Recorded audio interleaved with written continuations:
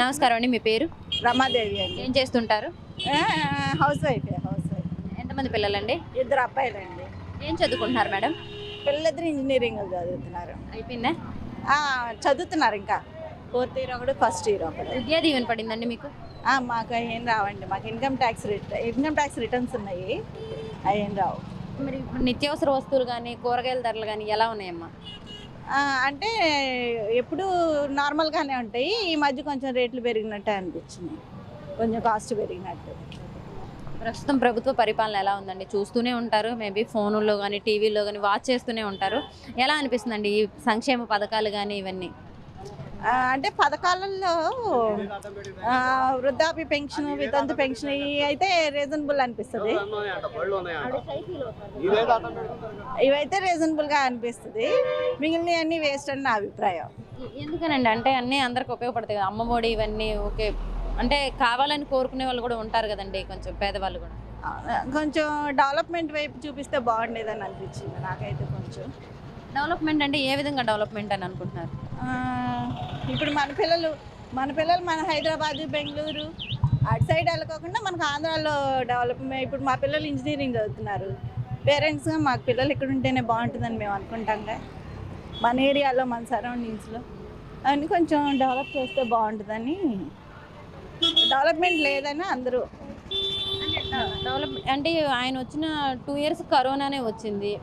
మరి ఎందుకు నెక్స్ట్ మళ్ళీ ఆయన డెవలప్ చేస్తారని ఎందుకు అనుకోవట్లేదు? అంటే సంక్షేమం కూడా ఒక విధమైన డెవలప్మెంట్ అని చెప్తున్నారు.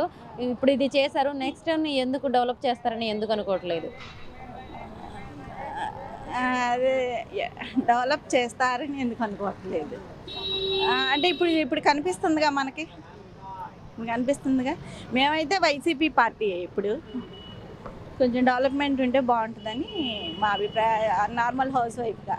అంతకుమించి నాకైతే పెద్ద నాలెడ్జ్ సబ్జెక్ట్ ఉండదు దాన్ని. గతంలో చంద్రబాబు నాయుడు గారు ఏం చేశారండి? మరి ఒకవేళ చంద్రబాబు నాయుడు గారు వస్తే బాగా చేస్తారని మీరు అనుకుంటున్నారా? అదే నార్మల్ పబ్లిక్ అనుకోవటం అయితే అలాగే అనుకుంటున్నాను. చంద్రబాబు నాయుడు గారు వస్తే బాగా డెవలప్ చేస్తారని. నార్మల్గా మన హౌస్ వైఫ్, మనకున్న నాలెడ్జ్లో జనాలు అనుకోవటం అయితే అది. మరి గతంలో కూడా ఉన్నారు కదండి చంద్రబాబు నాయుడు గారు, మరి ఎందుకు అంత డెవలప్ చేస్తే ఎందుకు ఓడిపోయారు? అంటే నెక్స్ట్ టైం కూడా వచ్చుంటే డెవలప్మెంట్ ఉండేదేమో. నెక్స్ట్ వర్షన్ కూడా వచ్చుంటే ఉండేదేమో. మరి ఇప్పుడు కూడా అదే అనుకోవచ్చు కదా, నెక్స్ట్ జగన్ గారు వస్తే మళ్ళీ డెవలప్ అయిద్దేమోనని. అంటే డెవలప్మెంట్ వైపు వెళ్ళకోకుండా సంక్షేమ పథకాల వైపే వెళ్తున్నారు అని కనిపిస్తుంది కదా మనకి. ఎక్కువ వాటి మీద ఫోకస్ చేస్తున్నారండి. అమ్మో, తీసేస్తున్నారా? మళ్ళీ ఎవరు వస్తే బాగుంటుంది అనుకుంటున్నారు రాబోయే 2024లో?